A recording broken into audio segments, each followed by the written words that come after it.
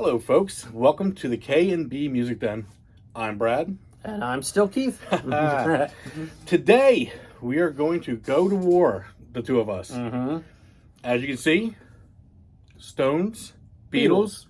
Who's the greatest band of all time? We're going to settle it right now. Oh, are we? Well, you're the judges. You'll settle it. We're the lawyers. We're going to try to prove our cases. Yeah. Let us know and vote away. Yeah, vote in the comments. We're going to open this right up, Keith. Beatles. You already had everybody says they're the greatest band of all time. Why would you agree with that? Well, I wholeheartedly agree with that, and I will say right off the top, I am a very big Rolling Stones fan, so it's not about that at all. The Beatles, to me, for the brief amount of time they were an active recording band, grew so much, matured so much, and just changed their sound and developed it, but you could still tell it was the Beatles from the early stuff to the later stuff, the very end, Let It Be and Abbey Road and all that. But, it's not just me. Folks, I implore you to... Now, we can't always go by, the greatest albums of all time lists and Rolling Stone magazine and all that stuff. But across the board, you can't help but notice that when you find these lists that are widely agreed upon... Sure. I mean, the number one album is typically a Beatles album, whether it be Sgt. Pepper's, whether it be Revolver, whether it be Abbey Road. And usually within that first 10, top 10 or 20, there's like several Beatles albums. I have read many lists where the Rolling Stones don't even come in till like 11, 12, 13. Well, what lists are these? Oh. Must be very terrible writers. Oh, I mean, see. come Oh, on. he's pulling the gloves on. Well, put the gloves on, yeah. But no, I mean, I don't necessarily agree with that. Okay. But I mean, but when you think of greatest albums of all time, I mean, you've got Blue by Joni Mitchell, you got What's Going On, Marvin Gaye. Yep. You've got Pet Sounds by the Beach Boys. So a lot of times, you don't really see the Rolling Stones until, maybe the lower part of that top 10 at least, Exile and things like that, which I agree with. But to me, it's just, there's something to be said about that every time I pull up a list, and any schmo, like I could make a list, but you usually see at least two Beatles albums in the top 10 of almost every list I've seen, sometimes three. And whereas in the same list, you might not get to the Stones till like the teens. This is true. Yeah. This is true. I mean, I get exactly where you're coming from as far as the numbers, as far as where it's showing. Yeah. But let me ask you something. As you're a musician, I don't know if you guys know it out here. He's been in multiple bands, performed around, done some touring. Yeah. What is the hardest thing to happen for a band? The hardest thing to happen? Yep. To get widespread attention, I guess. Get signed, I would imagine? Yeah. Okay. Yeah. What would be a second hardest thing? To sustain and have a long career. Yeah. Which they did for 7 years? 8 years? Uh-huh. Yeah, I know where you're going with this. This is a band that, they were prolific in the short period of time they were together, but it took one female, and John ran away from the band. I mean, let's call it what it is. Oh, no. Let's just call it how rock and roll is running away from your band and start the Plastic Ono band. Come on. But she's such a great The singer. Stones have been together for 58 years. And counting. Drugs, relationships, bad tours, things happening. They're Snorting still- your father's ashes. and still together. Meanwhile, John ran away. I mean, the Beatles broke up. They couldn't sustain it. They couldn't handle the rock and roll access. Okay. So how can you be the greatest rock and roll band if you can't stay a band for more than 7 years? I don't like the title given to them. I mean, numbers are one thing. Okay, you're a huge Counting Crows fan, right? Oh, yeah. What if I told you they're not as good as Nickelback? Because Nickelback has sold 2.5 times the amount of albums that the Counting Crows have. And that's a fact. Wow, Nickelback. They have sold 2.5 times the amount of albums that the Counting Crows have. So we can't, I don't think, base the talent and how good of a band it is based on the numbers. Oh yeah, no, but I wasn't talking about album sales. Just to clarify that, folks, if you notice, he put that out there, and that's something I didn't even say. Well, I knew you were going to come to it. So I probably would have. I'm getting there. Yeah. You beat me to the punch. Yep. Now, okay, I see your point, and I've thought about this. I mean, that is a huge check mark on the Stone side, I will admit. But there's quantity of albums, and then there's quality. Now, not to say, I mean, the Stones have great quality pretty consistently throughout almost 6 decades, which is staggering. But honestly, even if you forget all the early, more poppy, bubblegummy kind of stuff, I Want to Hold Your Hand and all that, which is great, was revolutionary at the time. But even if you start with, like, the album Rubber Soul, and you just go from Rubber Soul to Rubber Soul, Revolver, Sgt. Pepper's, the White Album, Yellow Submarine, Magical Mystery Tour, Abbey Road, and Let It Be. Just that run right there. Yeah. Folks, you can't touch it. I mean, you just can't touch it, and he deep down knows that it's true. Well, okay, when the Beatles break up in, 70, right? Yeah. Again, they break up, they couldn't go they made it 7 years as a band, as far as releasing music, and at that point they couldn't go any further. Was it only 7, really? Yep, 63 to 70 was their recording years. He did his homework. Well, in 71, the year after, and this is a good thing the Beatles left, because in 71, Sticky Fingers came out. Yeah. And then in 72, Exile on Main Street came out. Yeah. And then in 73, Goat's Head Soup came out. Bang, bang, bang. What would the Beatles been doing at that point? Hearing these albums come out. Well, yeah, just doing their solo stuff by then. Yeah. All Things Must Pass and McCartney. And so the Stones didn't even hit their peak until after the Beatles were gone. That's true. That's a very, very good point. But let's talk about this, Brad. Sure. Let's talk about the cultural impact of the Beatles. Okay. The Beatles weren't just a band. No. Not that the Stones were just a band. I'll give you that. But there has never been, nor will there ever be, a more monumental music and cultural moment in our history, or any other history, than the Beatles' debut performance on The Ed Sullivan Show. I would agree. That's hard to argue. No. And let's talk about this. I really want to talk about this. Oh. Okay? Uh-oh. The Beatles, John, Paul, George, and Ringo. 4 guys. 4 guys in the band who all could and did sing lead vocals as well as harmony. All 4 guys were strong songwriters. Say what you want about Ringo. I tell you what, I was in a band years ago, and we played Yellow Submarine, and it was the biggest hit of the night every time we played it, because everybody sang along. Call it silly, call it whatever, but everybody loves it. So when you have 4 guys in a band, and they all could have left the band and started their own band, Wings, and been one of the best bands ever.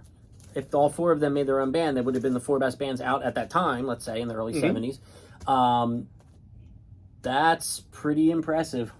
Well, the way I look at it, with a lot of this stuff as well, when you're saying all good songwriters and this and that, and don't get me wrong, I'm a Beatles fan as well, and he likes the Stones, so this is more of a... Yeah.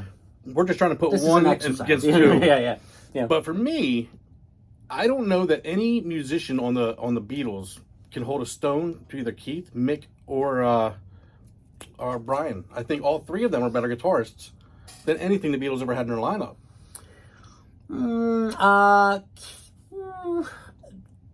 I see what you're saying. Yeah, I think musicianship... I don't know if I 100% agree with that, because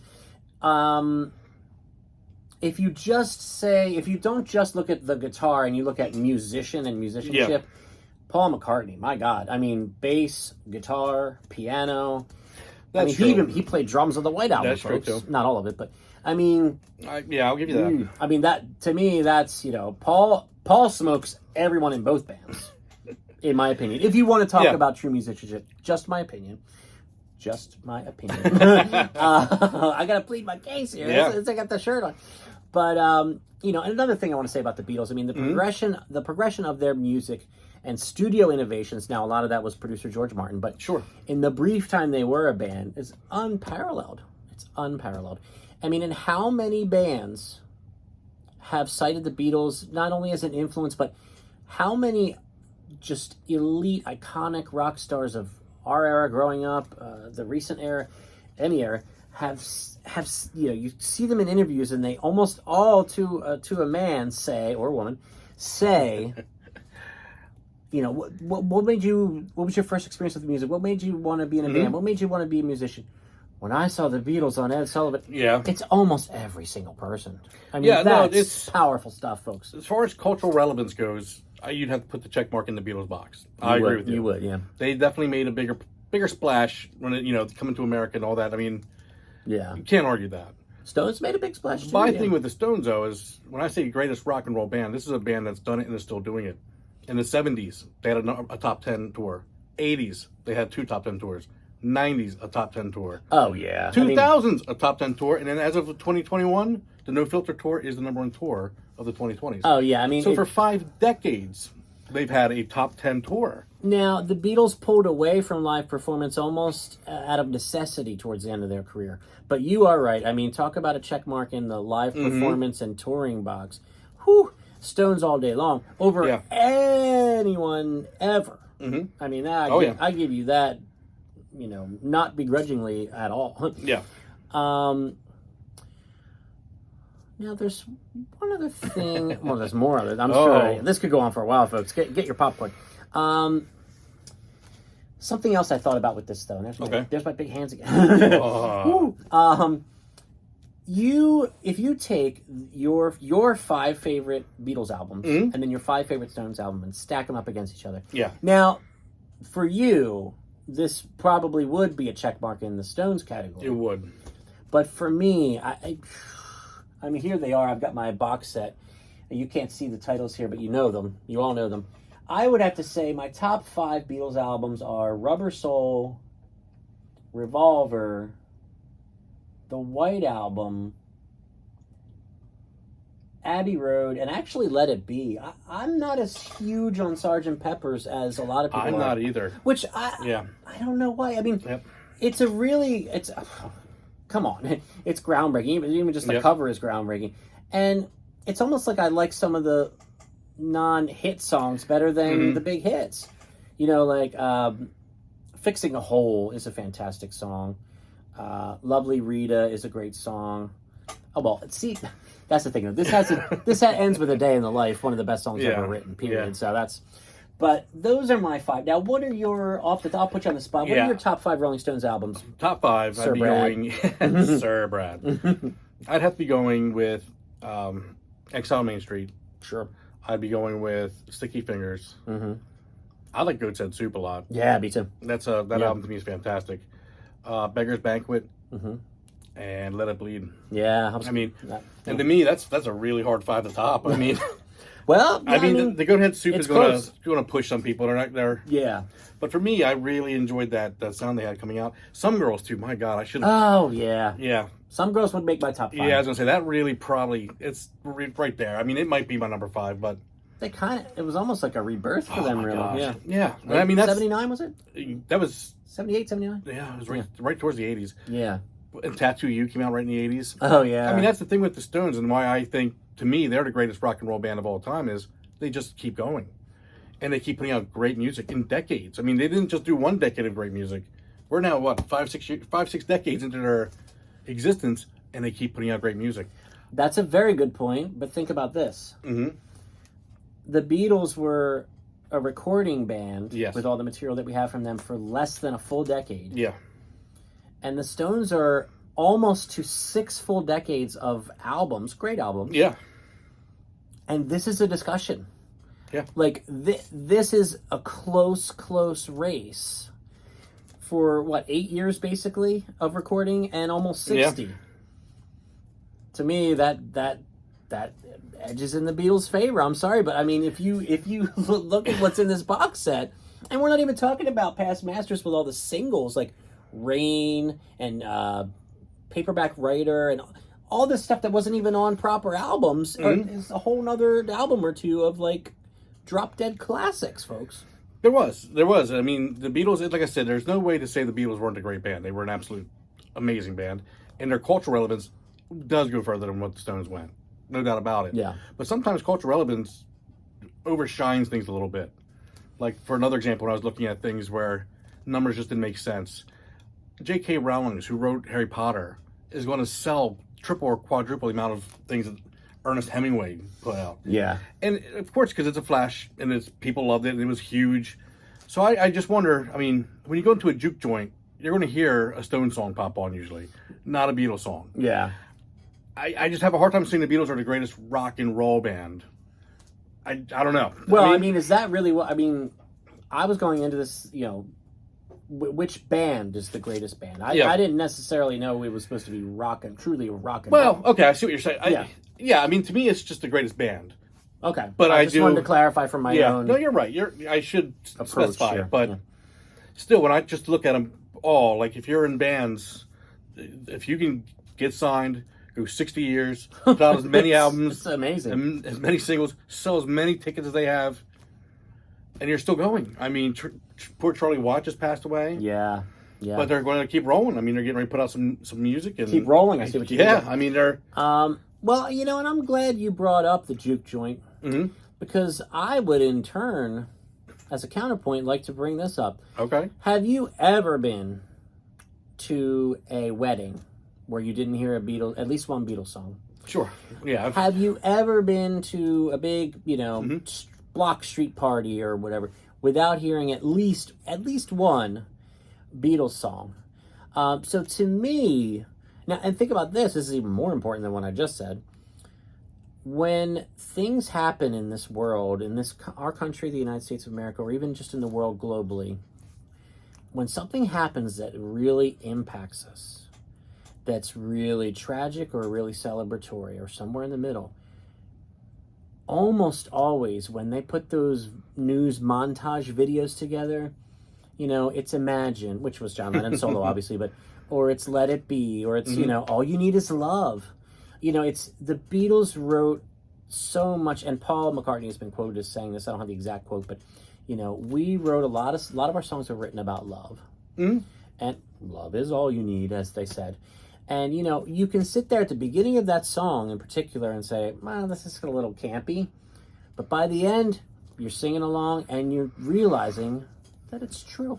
The Stones wrote a lot of songs about love, too. Just a lot of different kind of love. Well, true, yeah. They loved women quite a bit as well. Oh, yeah. Well, there's no Hands Across America type songs in their catalog, but... Oh, now, please. Whoa, time out. I mean, you are not saying that a song like Let It Be or The Long and Winding Road or All You Need Is Love or Imagine John Lennon solo, you are not equating them to Hands Across America or We Are the World or Kumbaya, are you, my friend? Well, you, in your own words, just said anytime there's a tragedy or there's something going on, they have to play a Beatles song. I mean... You hear this guy? Yeah, do you hear a wedding, you got to play a Beatles song. You got to... Yeah. I danced with my mother-in-law to In My Life. But what do you do at the bachelor party before the wedding? Oh, yeah. I can't get no satisfaction. Yeah, you're playing a whole different album going into that. Give me shelter. Yeah, exactly. Honky tonk woman. Go Stone. Yeah. Oh, wait. Yeah.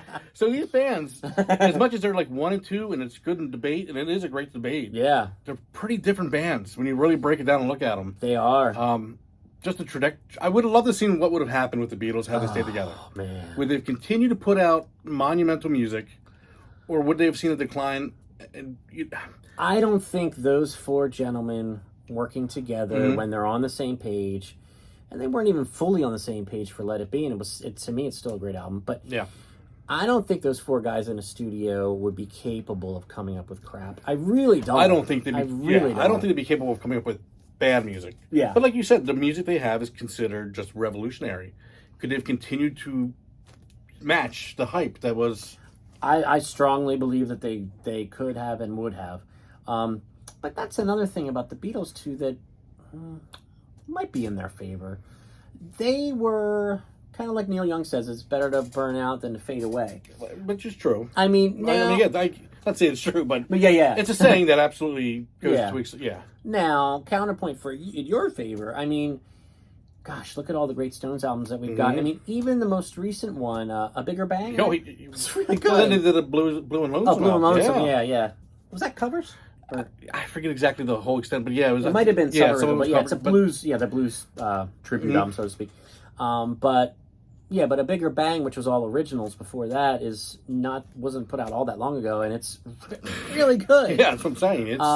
and Mick still, oh my gosh. Oh, wow, yeah. He still sounds great, so... Whose side am I on here? But no, I mean, I've actually, leading up to doing this video, I listened to some Beatles albums that obviously I've heard so many times before. Yeah. But lately I listened to Revolver earlier today, and I was just like, wow. What did I listen to? Well, let me try to jog my memory. I listened to was it Abbey Road? Yeah, I listened to Abbey Road. I listened to Magical Mystery Tour, which is underrated. It's a really underrated album if you actually look at all the songs that are on there. But I don't know. I mean, it's like you said, it's 1A and 1B, so you could just switch the A and the B. I think unless somebody else wants to throw any other bands out there. I mean, I'll tell you, a band that shocked me when I was going and researching all this. I didn't realize how big U2 was. They also have been in almost every decade with a top 10 tour. Yeah. Until this decade. Yeah. So this is where the Stones have kind of pulled ahead, but that's another band. But for these two, I think people do consider this 1 and 2 either way. And from everything I looked at, it's 2-1 Beatles' favor. It seems like. But that's why I'm making my point here. I think somebody needs to speak up for the Stones because you've made good points. Yeah. If someone said to you, "I want to be in a band," and you would say, "Look, you're going to be in a band for 60 years, put out this amount of albums. You're not breaking up. No one's disappearing. Everybody gets along no matter what girl issues, whether drugs. I mean, Keith Richards get high and come out and play with no problem. I mean, Meanwhile, the Beatles, one girl broke up a whole band. How rock and roll is that? It's not. So it's pretty rock and roll of her, I guess. Yeah. Great singer she is, by the way. Oh, yeah. Just kidding. She's going to watch us. Yeah. Oh, I'm sure. She'll comment, too. Oh, man. Just our luck. But, I will say, I don't know why I keep making points for his side, but I will say that there are people that feel that the Beatles are overrated. Maybe because of the brevity of how long they were together. And they do have some songs that I will admit I have to be in the right mood for that are a bit campy. Yeah, they are. Yeah. But they're top tier stuff. Like when you listen to the White Album straight through, or when you listen to Abbey Road straight through, it's like I have a hard time believing that this music was ever created. Like it's so from another planet, but also from the soil of our earth. Like I don't know how to explain it, but whereas to me, the Rolling Stones have so many great albums, so many great songs. They still sound great today, which is a huge point in our favor. But I don't feel there's enough Rolling Stones albums as there are with Beatles albums that just flat out astonish me. They're solid. They're amazing to listen to. They're must-haves if you're any type of music collector or music fan. Must-haves. But I don't get as like, how did this even come to be as much when I listen to the Stones as when I listen to the Beatles, if that makes any sense. No, I understand where you're coming from. Yeah. I mean, I'm kind of I love the Beatles, don't get me wrong. Like I said, this is not a... Yeah. They're a great band. So I can't fight anybody who says they are the greatest band because they are fantastic. But I actually find that I enjoy more of the Stones albums. I mean, I can't find much. I mean, their earlier stuff even was fantastic. Their Satanic Majesty's Request, that's kind of... But I think they were chasing the Beatles. Yeah. At that point. Yeah. So the best thing that might have happened to the Stones was the Beatles breaking up because... They weren't trying to match anything at that point. They didn't have to look over their shoulders. They were writing their best music of all time at that point then. Yeah. So, yeah. Yeah. Man, I think if anything, in the comments, we're going to get people saying that we've been too nice to each other. Because we keep saying, well, that's a good point. Well, it's hard, though, because we love both. You can't bash the Beatles. And you can't bash the Stones. No, I mean, these are two bands that are just... I would love to see someone try to say that these bands are bad. I mean, maybe we will. Neither one is bad. Yeah. So it's hard to bash, but you just got to try to make the points that you see different with them. Yeah, and it's a fun experiment for us. And honestly, another big reason we wanted to do this is to open up the conversation. Yep. So anything else you want to add before we wrap it up here? No, thanks for listening. If you guys have an opinion, have a vote, let us know, because we are genuinely curious, what everybody else is thinking about this. Yeah, we'd like to look at the comments and just put, please put why if you have time, but, at least just put who you're voting for, the Beatles or the Stones, and we're going to kind of keep an eye on the comments, and then maybe down the road we'll do a follow-up video and see see where it landed. Who came out on top. Yeah, exactly. But, once again, thank you so much for watching, and please, as we always say, like the video, share it on social media, smash the bell for notifications, and... I don't know any of this stuff, by the way. I don't know what any of the stuff he's talking about is, but I just say what other people say. Just do what he's saying. That I've watched, because I'm such a fan. And I did say I was going to mention some other channels and things as we go along that have inspired me along the way. So just off the cuff here, the first one I want to mention is Tastes Like Music, which formerly was called Listography. So Jason, Joe, and Cramser, thank you so much. I look forward to your videos every week.